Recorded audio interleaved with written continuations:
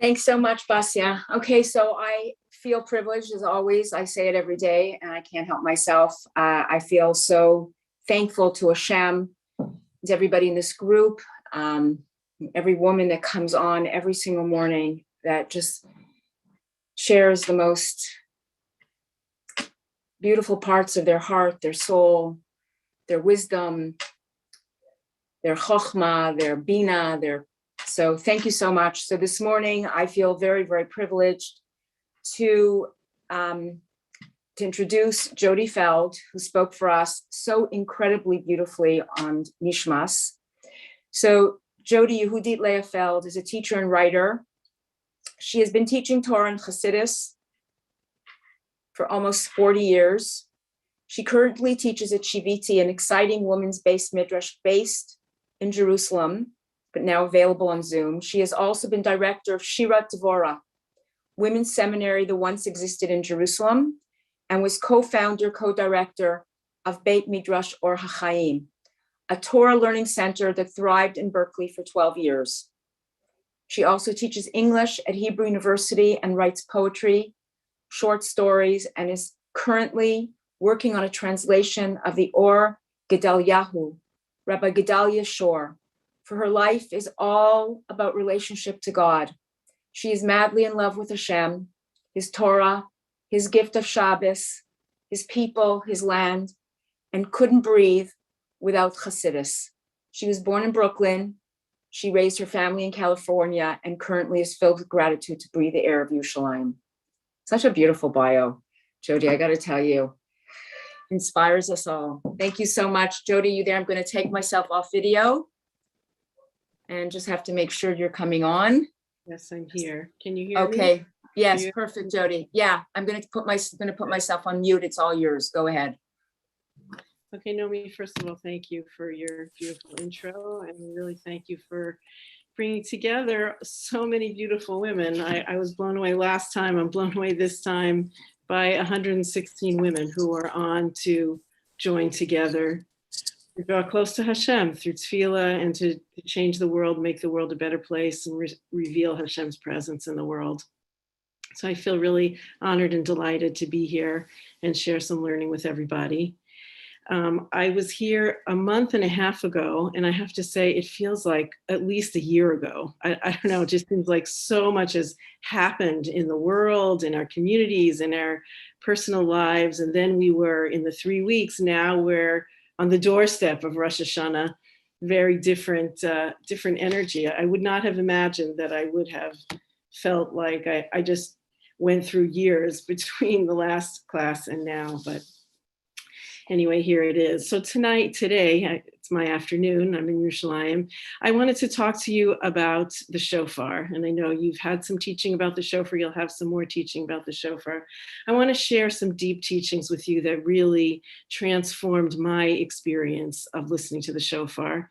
And I called this deep teachings on the blast of the shofar, hearing the shofar like you never heard it before. And my hope is that after this learning that we do together, that God willing, your experience of the shofar will also be transformed, and together we'll be able to accomplish the impossible, or what seems right now like the impossible.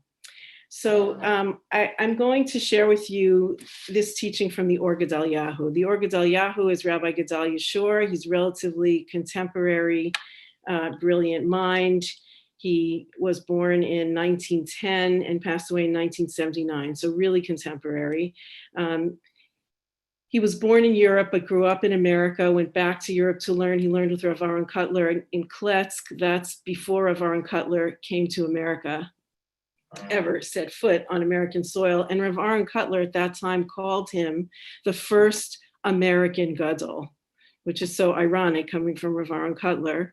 And Rav Meir Shapiro also spoke of him, saying that he was one of the most brilliant minds that he'd ever encountered. And he said that about him when he was 19 years old. Rav Meir Shapiro is the Rav who started the Daf Yomi practice that we're all so excited about today. So, okay, so that's a good introduction to the Or Gedayahu, whose work I happen to be enamored by. And you'll see, like so first I'll just to say another couple of things about him, which is that he is both a Litvish and a Chassid. He's a very rare combination that way. He was the Rosh Yeshiva of Torah Vodaas, which was, the premier yeshiva in Brooklyn, New York, in the earlier 1900s. And I guess I'm virtually certain that both Hasidim and Litvish learners were studying there, because it was the place to be. His grandfather was the Sadi Gerer, was very close with the Sadi Gerer Rebbe. He was named after that grandfather, and he himself seems very, very connected to the Sfat Emet, even though he doesn't. He's not going to call on the Sfat Emet, the Gerer Rebbe, the grandson of the original Gerer Rebbe, but just to lay that groundwork. Okay, so this is from a larger piece called Lakuti Diborim al Inyane Rosh Hashanah, just a collection of different thoughts he has on Rosh Hashanah. Okay, so here we go. It should take about, I'd say, somewhere between 20 and 30 minutes. He starts like this: Rabbeinu Sa'ad Gaon Mona Asara Yanim B'Tzkiyat Shofar. So he says, Rabbeinu Sa'ad Gaon, and when we're talking about Sa'ad Gaon, we're talking about late 800s through mid 900s. So he enumerated 10 ideas that were associated with the blowing of the shofar. And I'll just say, we're going to kind of move from kind of simple, beautiful, interesting ideas about the shofar to more fascinating ideas about the shofar to blow away ideas about the shofar. So we're starting small and simple. Okay, so Sa'ad Gaon said there are 10 ideas that are connected to the shofar. And he's not going to enumerate all 10 here. He's just going to mention about 2 or 3. Aleph mehem hu lahaskirenu mamad Har Sinai. He says one of them is that the shofar is there to remind us of Har Sinai. When we hear the shofar, we go back in our neshama to Har Sinai. Shene'amar bo b'kol shofar chazak ma'od v'nikabel al atzmeinu ma shekiblu avotenu al atzmam naseh v'nishma. So of course we know that when we stood at Har Sinai, there was a shofar blast. The shofar blast was blowing loud and long, even though there was nobody seen blowing the shofar. But when we stand on Rosh Hashanah, we hear the shofar, so we go back to that moment. We remember a moment of the past when we stood at Har Sinai and that shofar blast was blowing. And at that time, our forefathers and foremothers took upon themselves the idea of Naseh v'nishma. We said to Hashem, Naseh v'nishma, we want to do whatever it is that you want us to do. We don't even need to understand it. We don't even need to get the logic of it. We are ready to do whatever it is that you want us to do. Our body and soul are both ready to do whatever it is that you want us to do. So when we hear that shofar blast, it's like we are back at Har Sinai, striving for that level of Naseh v'nishma. Whatever you want from me, Hashem, I'm here. And he said there's a second idea of what we remember when we hear the shofar blast, and that is the ingathering of the exiles of Israel. So before we were at Har Sinai, which is the past, and now we're going to the future. It hasn't happened, the ingathering of the exiles. Etc.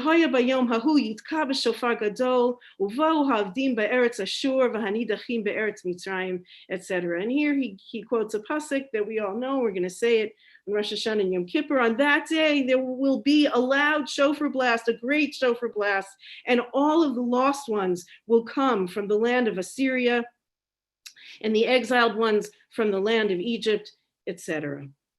Okay, so now we have 2 remembrances that the shofar is supposed to remind us of and plug us into. The first one, Har Sinai, in the past. The second one, Geula, in the future, the ingathering of the exiles, who are going to hear the shofar and come home. The Gemara says in Rosh Hashanah, Yalfinan arbe midinei shofar beRosh Hashanah midin tkiyat shofar yovel. So now he goes to the Gemara and he says, the Gemara brings up, compares the laws of blowing the shofar on Rosh Hashanah to the laws of blowing the shofar during the Yovel year. The Yovel year, of course, is the 50th year. After 7 Shemitah cycles, we are about to enter another Shemitah cycle with Rosh Hashanah this year. So 7 cycles of 7 bring us to the Yovel year. And in the Yovel year, all slaves go free, that is, all indentured Hebrew servants go free. Land reverts back to its original tribal owners, and there's an inyan of freedom. So he says,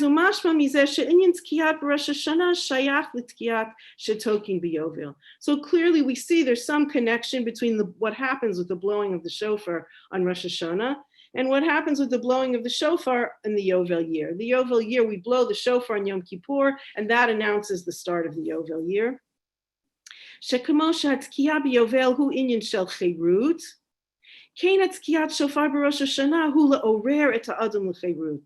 he says, just like the blast of the shofar during the Yovel, announcing the Yovel year, was an idea of freedom, so too the blowing of the shofar on Rosh Hashanah arouses in a person standing there hearing the shofar, arouses us to a sense of freedom.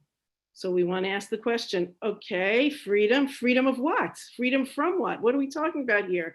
Chirut miyetzer hara, chirut mimalach hamavet. We are talking here about nothing less than freedom from the yetzer hara and freedom from the angel of death. And I remember the first time I read that, it was like, whoa, the freedom from the angel of death, that's like unbelievable. So there's something that happens in the blowing of the shofar that can inspire us to get to that place of utter freedom from the yetzer hara. We no longer care the ways in which the yetzer hara is trying to tempt us. And freedom from the angel of death. We've become above that cycle. And of course, we know that when we stood at Har Sinai, when we said Naseh v'Nishma, we were raised up to this very high level where we were compared to the Malachim. We had reached the level of the Malachim, and it's described as if we were on the level of Adam HaRishon before he ate from the tree, when he was still free from the Malach HaMavet. So there's something in the blowing of that shofar that inspires us to reach for that level of freedom. And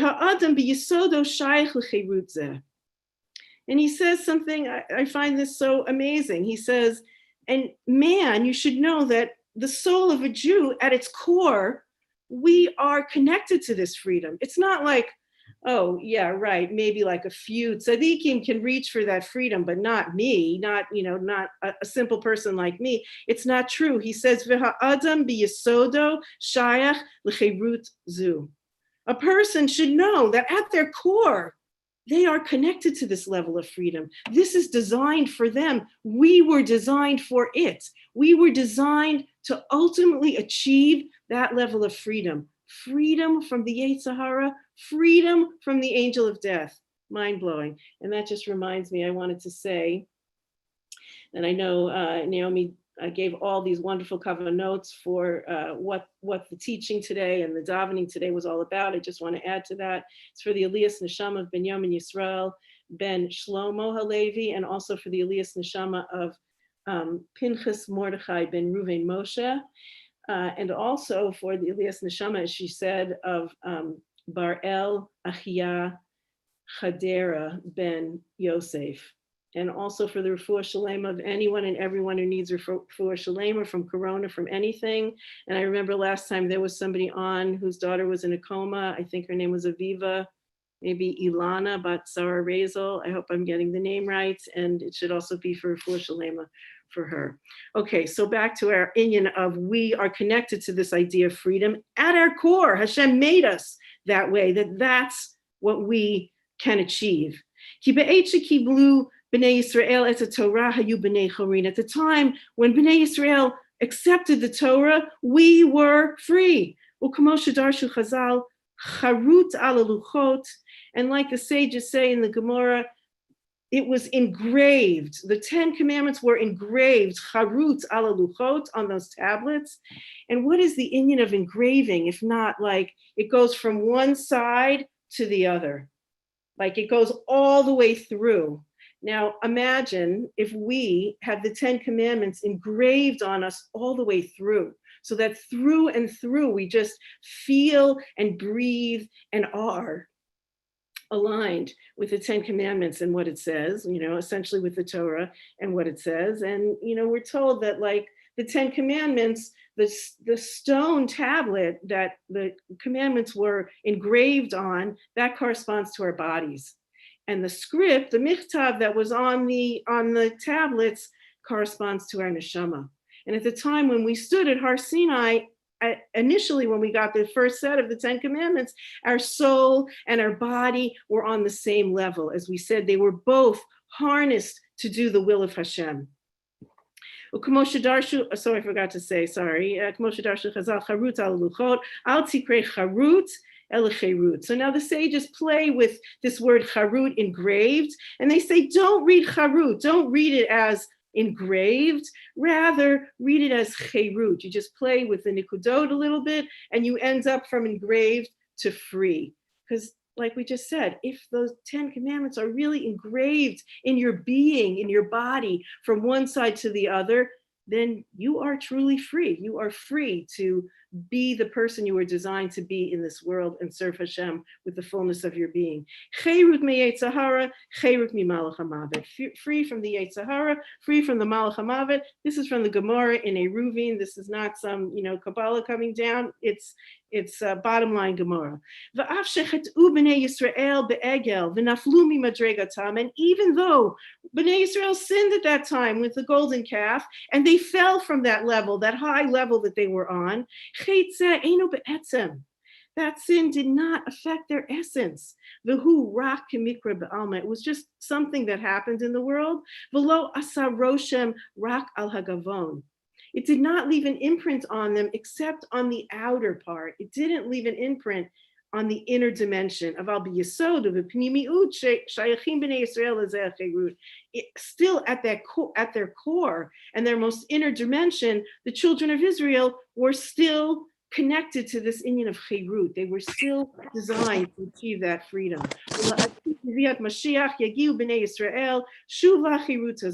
And in the future, with the coming of Mashiach, the children of Israel, we will once again arrive at that level of freedom.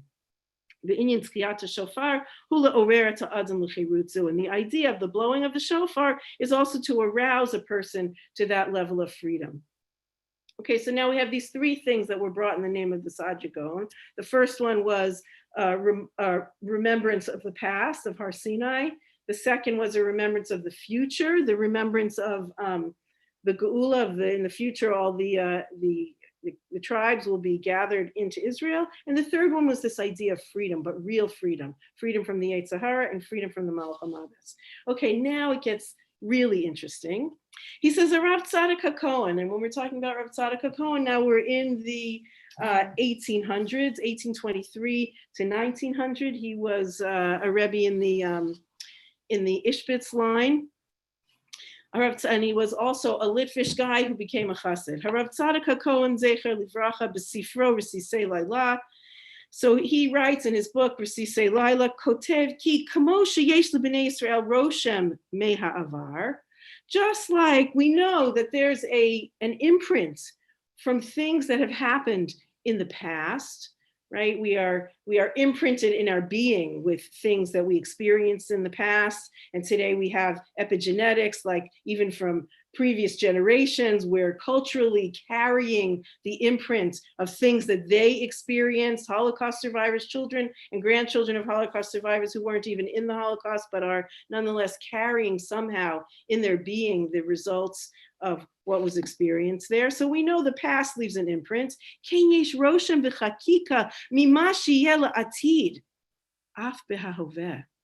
he says something that, again, I just found it completely mind-blowing the first time I read it, even though we all know it. We know it, but to see it written in black and white was really fascinating to me. He says there is also an imprint and an engraving that there is from the future today. So just like you can be somewhere and feel like, oh, wow, I feel like I've been here before, but I've never been here before, at least not in this lifetime. Or sometimes you meet someone and you feel like we've known each other forever, but we just met, right? Deja vu, all these ideas of you're experiencing something from the past. He says you can also experience something from the future. that the future leaves an imprint. Well, somebody needs to mute themselves. The future leaves an imprint in the present. So you can access a feeling of the future even now, which means we can access that feeling of Mashiach, that feeling of Geula, even now. It's somehow available to us as an imprint. And he says, Raya l'davar mimasha amru Chazal, and there's a proof for this, he says, and he quotes from Bereshit about how Avram Avinu in the war of the 4 kings versus the 5 kings, that he pursues in that war until Dan, until a place called Dan. And there he stops. And Rashi there says, why does he stop? Because he felt a weakness there in him, like he knew if he went further, he wouldn't succeed. Why did he feel this weakness? Because he saw that in the future, his descendants would erect a calf on that spot. Unfortunately, we've had kings in our history who Dafka wanted to prevent Bnei Israel from going to the site of the Beis Hamikdash, and they erected these calves of all things that people should bow down to and worship instead of going to Jerusalem when they were trying to split the kingdom between the north and the south. So he's experiencing a feeling of like, oh my gosh, something bad is going to happen here in the future, and it has robbed me of my kochos in this moment. And so he doesn't pursue.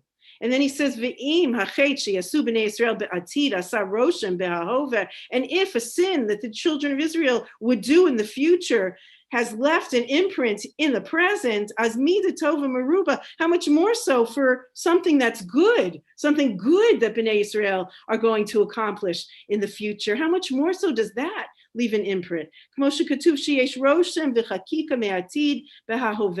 we said, there's an imprint and an engraving from the future right here in the present. Midvarim tovim, from good things, sheyu be'atid, that will be in the future. Ube'et shebnei Yisrael tokin b'shofar, yesh hara meha avar or meha atid. And at the time when we blow the shofar in Rosh Hashanah, we have this enlightenment that comes to us from the past, from when we stood at Har Sinai and we said Naseh v'nishma, and from what will be in the future, that future geula that we are all striving for and feeling like is mamish on our doorstep now.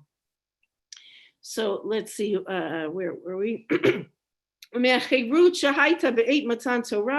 And from the freedom that there was at Matan Torah, that's what we talked about for the past, and from the freedom that there will be in the future. These are the things that are coming up for us when we hear the shofar blast. So that blast of the shofar arouses inside of us this place of chirut, this place inside of us that's truly free. I just need some water. Excuse me.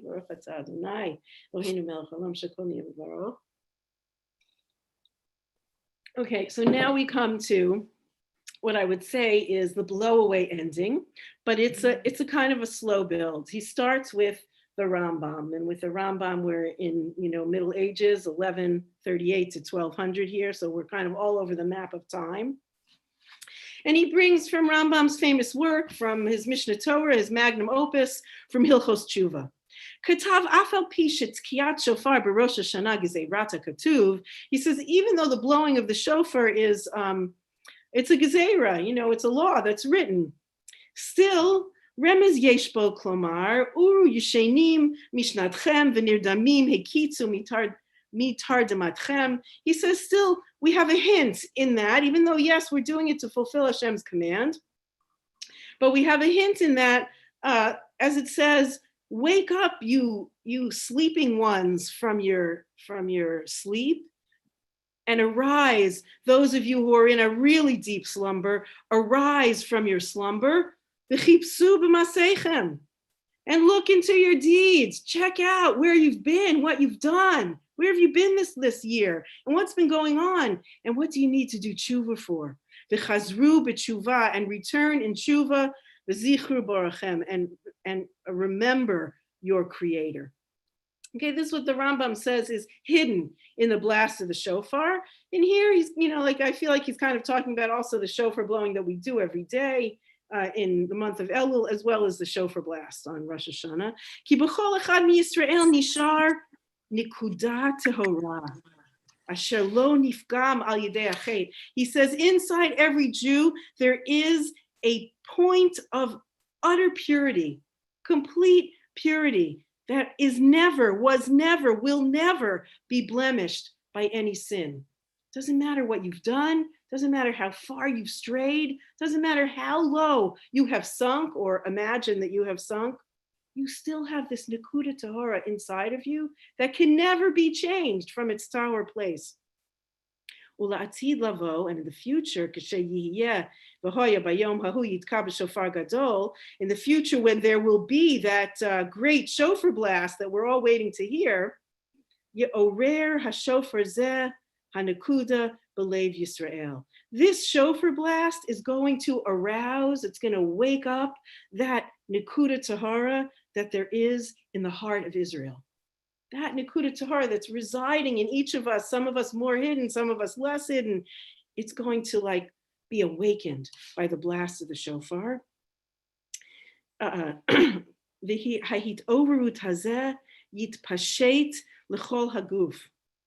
this arousal is going to spread out to the whole body. Ad sheyihiyeh cherut miyetzahara, until the point where you will be truly free from the Yetzahara. And I almost picture it, like the cartoons. I sort of picture this energy, this Nakuda Tahara just spreading out in the body. It's almost like a spiritualization of the physical. Like the physical body is becoming something spiritual as can be. And I think of the cartoons where, you have like a statue that all of a sudden someone does something and the statue begins to like crumble. It starts to have cracks in it, and then the whole thing just like crumbles away. That's how I picture this Nakuda Tahora just kind of spreading out and going down our arms and like out our fingertips and into all our organs and down our legs and out our toes and of course up through our head, and like the physical covering of our body, the part of physicality that keeps us from fully serving Hashem, just kind of crumbling away. And we're left with a physicality that's transparent, not like the thick skin that we have now, but more like the kind of bodies that Adam Arishon and Chava had, which was transparent. You could see through the body to the presence of Hashem in each person. So the blast of the shofar has within it the potential to spread out in the whole body and to create this situation of freedom from the Yetzirah. U'kamoshe mevaer harav Tzadok Cohen, and like Rav Tzadok Cohen explained, Zichrono Livracha, Shelachei Nikra Shofar Gadol. That's why we call it the great shofar. Ki Gadol Perusho Hipashtus, because when you say great, it's really a hint at spreading out, something that spreads out. That's another, it's like great is a euphemism for this idea of spreading out to fill everything everywhere. And remember, we have a medrash about where does this shofar come from? That the original Akeda from Avraham and Yitzchak, when Avraham was about to do the deed and the angel came and stopped his hand and said, no, don't go any further. And then he looked up and there was a ram caught in the bushes with its horns all caught up in the bushes. So the left horn is the one we say we heard blown at Har Sinai. And the right horn is said to be bigger than that left horn was, and it will be blown in the future, in the time of Geula, announcing Geula and Mashiach. So that horn is the one that's going to blow, and this Nakuda Tahor is just going to spread throughout our bodies. He pashtut bli gavul vikates. It's a spreading out without boundary or end. And that shofar of the future is going to cause this arousal of that point, that pure place inside each of us. And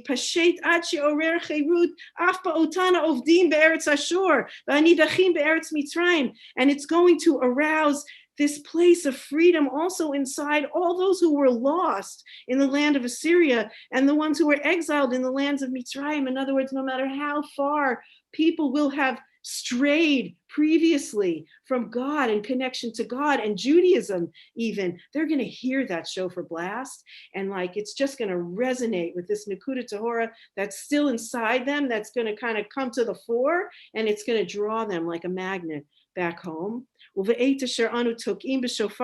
that's like, when we think like, how can it be in the future all the Jews are going to come to Israel? It's like they're going to just be drawn to Israel, like they couldn't stay away if they wanted to. At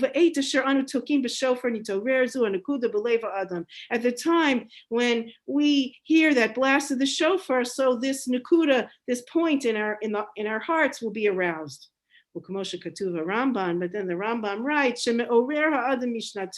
this arouses a person from their sleep. Uru yisheni mishnatchem, right? Wake up, you sleeping ones, from your sleep.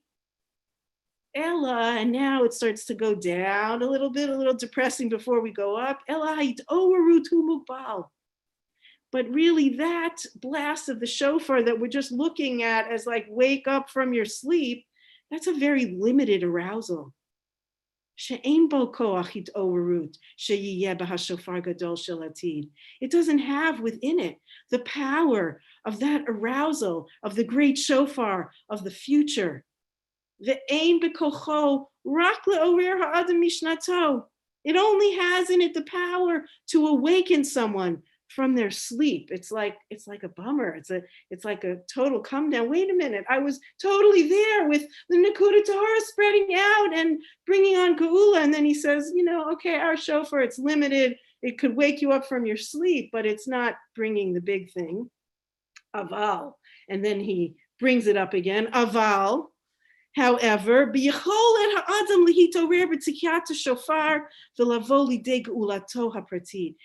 it is totally within the ability of a person to arouse themselves through that blast of the shofar, and to come to the place of a geula pratit, of your own personal geula, where you personally transcend all the limits and boundaries that you feel in your life that keep you from being the fullest version of yourself that you can be, that keep you from serving Hashem in the fullest way that you possibly can.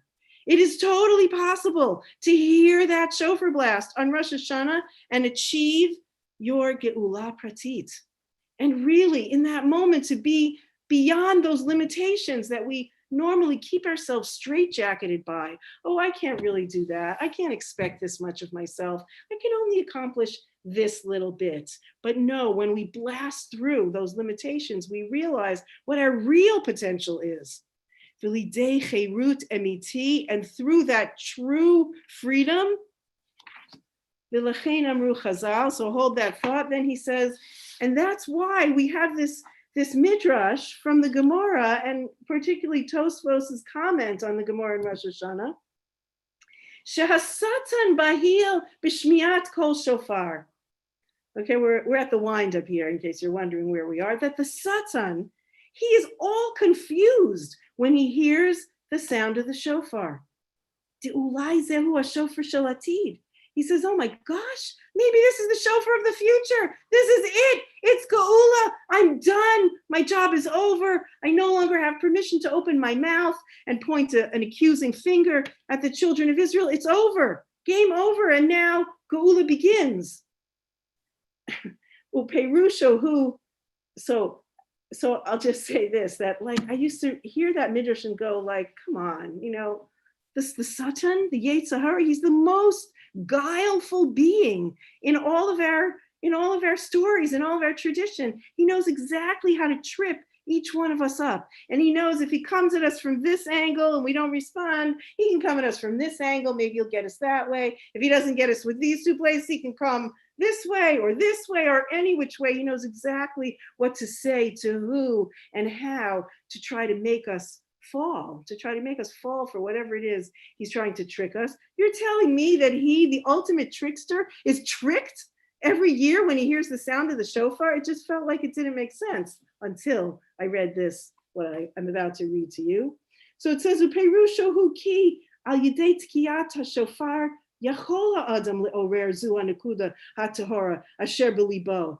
because he knows that through that sound blast of the shofar, it's possible for us to arouse that pure point that's in our hearts, v'lavoli de ferut, ad asher yitorer hakol shofar gadol, and we can come from that blast of the shofar that we're going to hear very soon on Rosh Hashanah to our own personal freedom, to our that nekuda tahora inside each of us is aroused, and we come to our personal geula.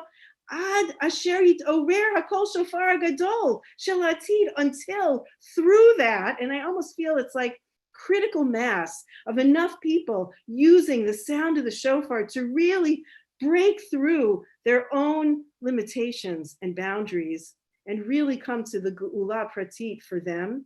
That critical mass of that is going to bring on the kol shofar hagadol. It's going to bring on the sound of the great shofar of the future. V'zuhi habahala shel hasatan. This is the great confusion of the Satan. She'ulai al yedei hashofar yitoru b'nei Yisrael. Maybe he says they really did it. Maybe they did it. He knows it's within our power to do it, and he says maybe they did it this time. Ad asher yoru tkiyata shofar gadol, and maybe they finally brought on that shofar gadol of the future, and it's happening right now. And when you think about that, what does that tell you? That tells you that the Satan, he has more emunah in us and in who we are and what our potential is than we do. He knows how God made us. He knows what God was hoping for us and the place that we are surely going to come to. And he's just waiting for us to pull it off. Most of us have given up on that idea that we could really do it. Like, we're waiting for Hashem to wave the magic wand or whatever, it's too big for me or whatever it is, or we stand there on Rosh Hashanah, certainly in previous years back, not so much recent years, but we stand there and we say, oh Hashem, I'm sorry, I did X, Y, and Z. It's like so little. We think of ourselves as such limited beings, and we keep ourselves limited by those ideas of how limited we believe we are. I'll just apologize for these things that I did, and I'll hope next year I'm going to be better. And he's saying here, no, go for the whole ball of wax.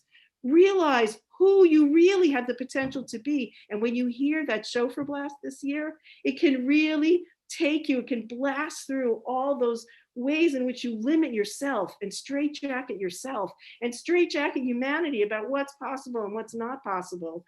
And when you come to that point of geula pratit, again, if there's enough of us, then perhaps we can arouse that shofar gadol and really, mamish, bring on the geula this time. It feels like we're so close, like we have even greater potential this year than ever before.